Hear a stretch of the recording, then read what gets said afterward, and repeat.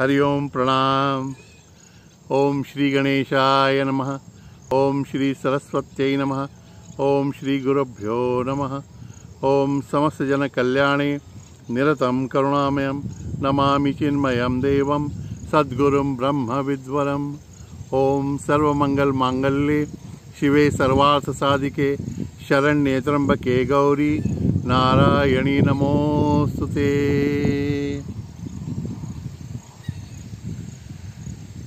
मित्रों, कैवल्योपनिषद में हम आगे बढ़ रहे हैं। अभी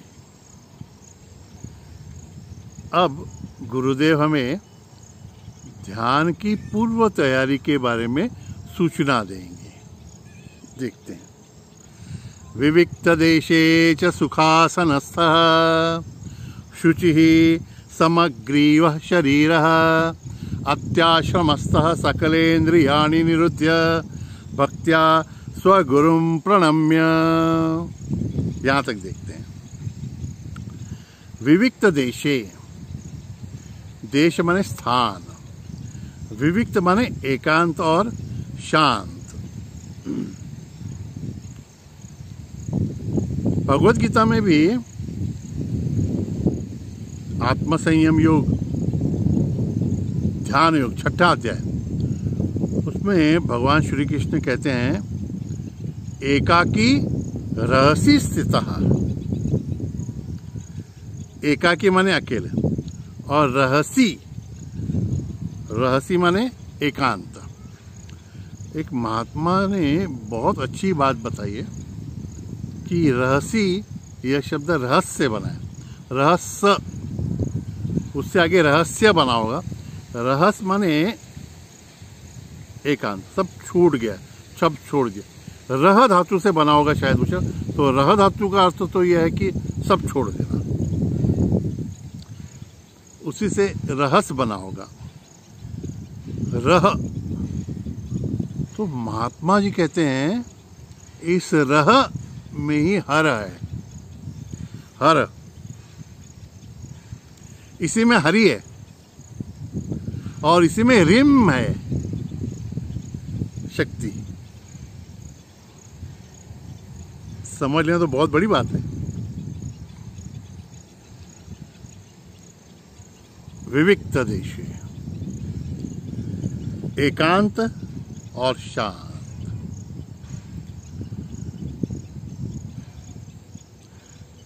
हमने देखा है कि आसपास कितनी भी भीड़ हो, बहुत शोरगुल भी होता हो, तो भी हम उससे डिस्टर्ब नहीं होते। देखिए, मंदिर में जाएं आप और थोड़ी सी बैठने को भी जगह मिले आपको और जप करने लगे तो भगवान का दर्शन लेके मन शांत हो जाता है, प्रसन्नता आ जाती है। लेकिन प्रॉब्लम क्या होता है, हम लोग फिर बहुत से लोगों के साथ में जाते हैं तो बैठते हैं तो जप करने के लिए, और फिर देखते रहते, अरे कहाँ गए, वो कहाँ गए, ये कहाँ गई, अरे मेरी बस तो नहीं चली जाएगी, अरे मेरी चप्पल बाहर रखी हुई है। और फिर बैठते हैं तो पर्स वगैरह लेके बैठते हैं थैली में, और वो थैली फिर गोद में लेके बैठते हैं कि कोई ले ना जाए भीड़ में, तो पूरा ध्यान उस गोद में रखी हुई थैली पे ही रह जाता है। मैंने स्वयं अनुभव लिया है ऐसा। बद्रीनाथ में कुंड में स्नान वगैरह करके बाहर निकला, एकदम उस समय तो बहुत ही मन शांत हो जाता है। एकदम ध्यान लगने लगा तो विचार आया, ये भगवान की लीला ही थी, कह रहे मैंने पैसे की थैली में लेके बैठा हूँ, पास में है कि नहीं। आंख बंद करके हाथ उठा के देखने लगा तो थैली तो थी, लेकिन थैली देखने में मेरा ध्यान टूट गया, फिर क्या ध्यान लगेगा, है ना। तो मन की व्यग्रता जो है वो अंदर से ही आती है, और जिसके बारे में मन में आसक्ति हो ना, उन्हीं लोगों के शब्दों से मन डिस्टर्ब होता है। नहीं तो एकदम शांत जंगल में भी बैठे हुए हैं और कहीं से चूड़ियों की आवाज़ आ गई या पायल की आवाज़ आएगी तो तुरंत देखने लगे, अरे यहाँ पे कौन है। तो जब तक अंदर से सिद्धता नहीं होती तब तक, जैसे कहा है कि एकांत और शांत स्थल में ध्यान करना है। एकांत कहा है, लेकिन हमने देखा है कि प्रशिक्षण वगैरह ध्यान का जहाँ पे चलता है वहाँ पे ग्रुप मेडिटेशन लेते हैं, सैकड़ों लोग बैठे रहते हैं एक साथ। तो प्रशिक्षण में ठीक है, एक ही मार्गदर्शक हैं, वो सबको सिखा रहे हैं, तो सब लोग साथ में बैठ के सीखें, ये ठीक है। लेकिन नियमित अभ्यास के लिए तो आपको अकेले ही बैठना पड़ेगा। हाँ, या ऐसे लोगों के साथ में बैठिए कि जो आपको डिस्टर्ब ना करें। फिर पूरा कुटुंब भी बैठे तो भी चलेगा, अंदर से एकाकी होना चाहिए। ऐसा एकांत और शांत स्थल आपको ऐसे शहरों में ना मिले तो एकांत और शांत समय ढूंढ लेना चाहिए। ब्रह्म मुहूर्त तो बड़ा अच्छा है, सब लोग जगने के पहले उठ जाइए, ध्यान के लिए तैयार हो जाइए। तो जब तक आप सिद्ध नहीं होते तब तक ध्यान के लिए सूर्योदय के पहले का ब्रह्म मुहूर्त बहुत ही लाभदायक है। और बाद में आप सिद्ध हो जाएंगे तो आप जब जगेंगे वो ब्रह्म मुहूर्त हो जाएगा, ऐसा लोग कहते हैं।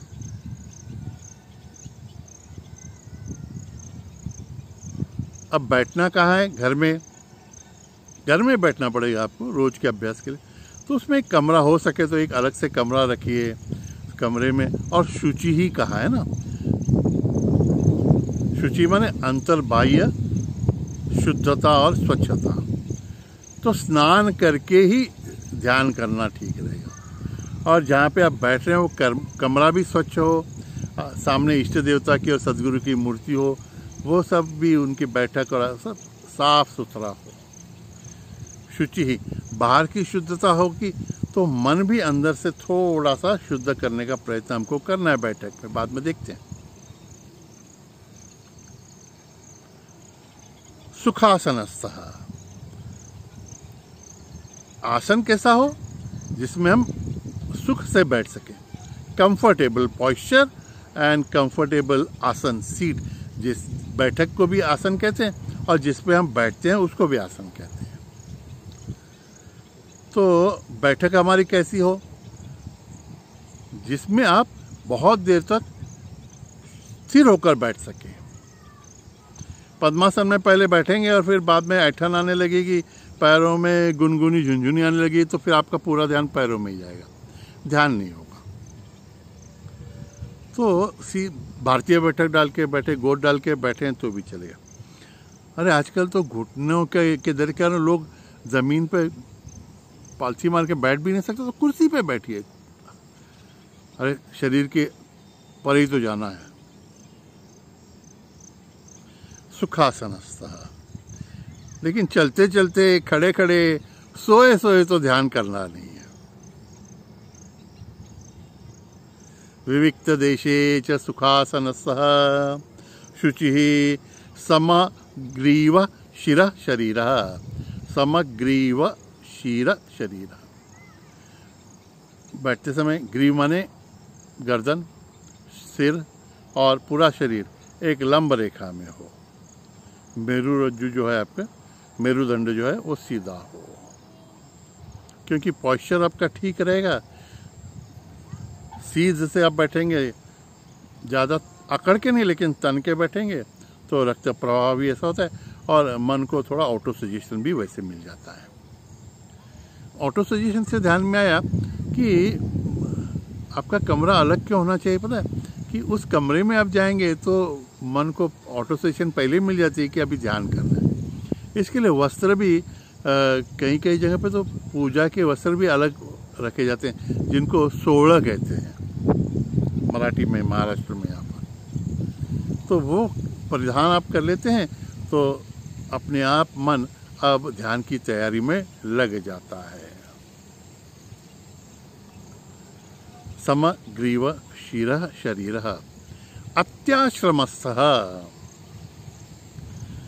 सभी आश्रमों का त्याग करके। इसका शाब्दिक अर्थ ऐसा दिया है कि मन से संन्यस्त वृत्ति प्राप्त करते हुए, मन से सभी चीजों को छोड़ते हुए। अब आपको ध्यान करना है ना, तो बाकी की सभी उपाधियों से आपको मुक्त होना है। तो बैठते समय ही ये धारणा करनी है कि अब मेरी जो बाकी सांसारिक प्रापंचिक जिम्मेदारियां हैं, कर्तव्य कर्म हैं, उनके बारे में मैं भी नहीं सोचने वाला हूँ।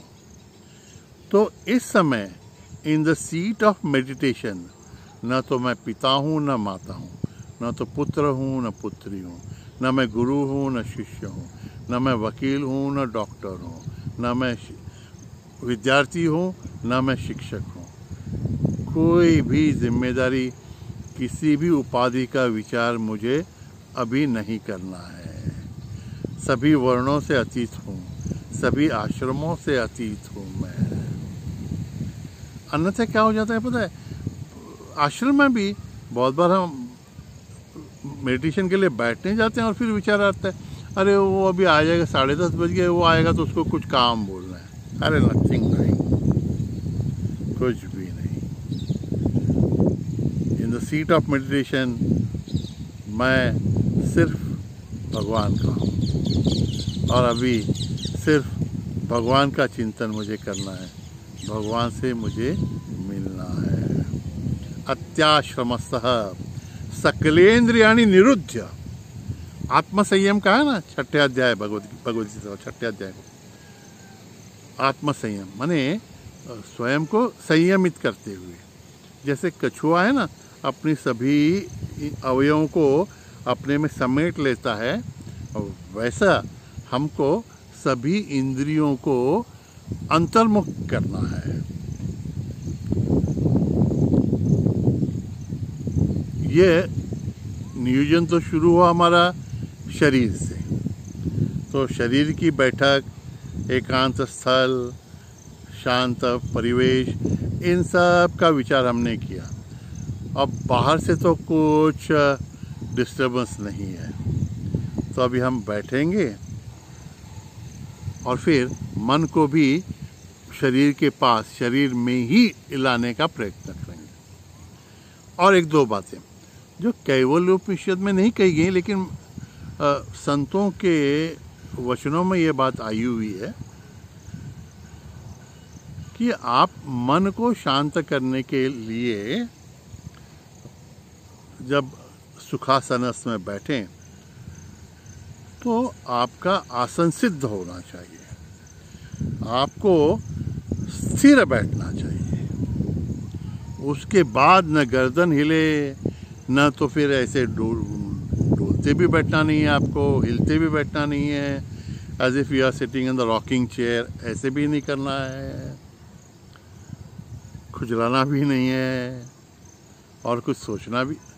बाहर शरीर को भी स्थिर रखना है। इसके लिए उन्होंने कहा, संत कहते हैं कि अगर 2-3 घंटा आप बिना कुछ किए, बिना शरीर की किसी भी प्रकार की हलचल किए एकदम स्थिर बैठने का अभ्यास अगर कर सकें तो उसमें भी आपकी समाधि लग जाएगी। इतना स्थिरता का महत्व है। और ये महात्मा एक हिंट देते हैं कि शरीर को स्थिर करने के लिए शेषनाग जी का ध्यान कीजिए। शेषनाग जी कैसे हैं? वो क्षीर सागर में विष्णु भगवान जो लेटे हैं, उनको उनकी शैया शेषनाग ने अपनी गोद में बनाई हुई है और शेषनाग जी के सिर पर पृथ्वी है। अगर शेषनाग जी थोड़ा भी हिले तो पृथ्वी हिल जाएगी, भूकंप आ जाएगा। और यहाँ पे थोड़ा भी हिले तो भगवान की निद्रा में व्यवधान हो जाएगा। तो शेषनाग एकदम स्थिर रहते हैं हमेशा, ऐसा कहते हैं। तो उन स्थिर शेषनाग जी का स्मरण करते हम भी अगर ध्यान का प्रयत्न करें तो हमारा शरीर स्थिर हो सकता है। और 2-3 हिंट दिए उन्होंने, करके देखिए, आपको भी उपयोग हो सकता है। कहते हैं कि आँखों को एकदम धीरे से मूंदना है, आँखों को दबाइए मत, ज़्यादा दबाएंगे तो सर दर्द होने लगेगा। और ये आँखों की पुतलियाँ हैं ना, आँख मूंदने के बाद इनकी हलचल ना होने दीजिए।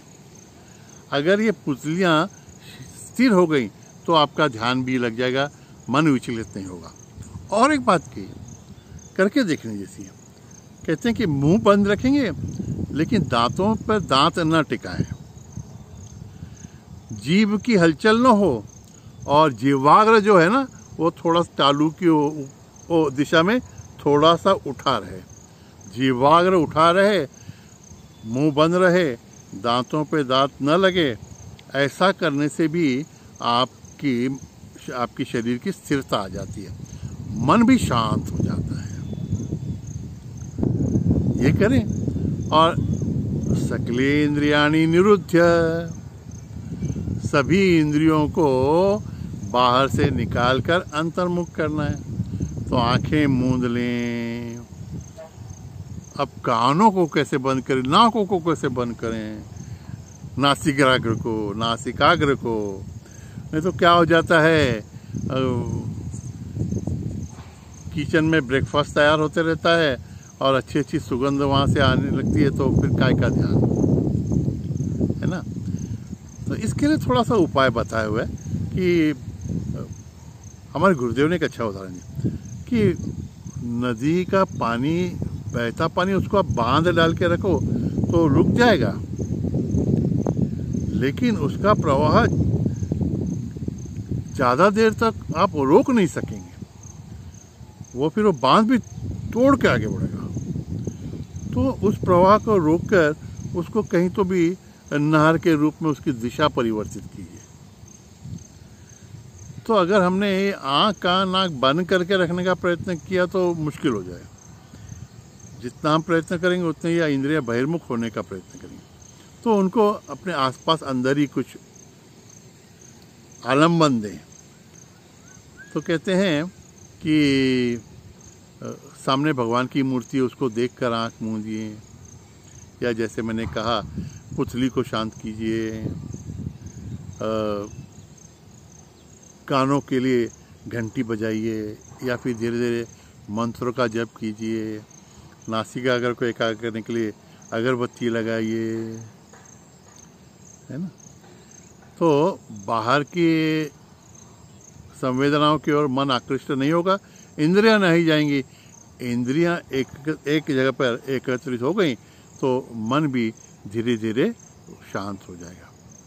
और फिर आगे भक्त्या स्वगुरुम प्रणम्य, भक्ति से मैंने यहाँ पे प्रेम से कहा, बाहर से तो ऐसे भगवान सदगुरु को प्रेम से प्रार्थना करनी है कि आइए सदगुरु, आप हमारे जीपीएस हैं, अब इसके आगे मैं कुछ नहीं कर सकता, आपको ही हाथ पकड़ के मुझे ध्यान पर अग्रसर करना है। आते हैं फिर भक्त्या स्वगुरुम प्रणम्य। और फिर क्या करना है, क्या होता है, इसके बारे में आगे के सत्र में देखेंगे। इन सूचनाओं के अनुसार करके देखिए ना, प्रात्यक्षिक प्रयोग, प्रैक्टिकल। अरे लॉकडाउन चल रहा है ना, तो you can not go out, तो गो इनसाइड, ध्यान करेंगे ना, करके देखेंगे। हरि ओम तत्सत, हरि ओम तत्सत, नारायण नारायण, हरि ओम।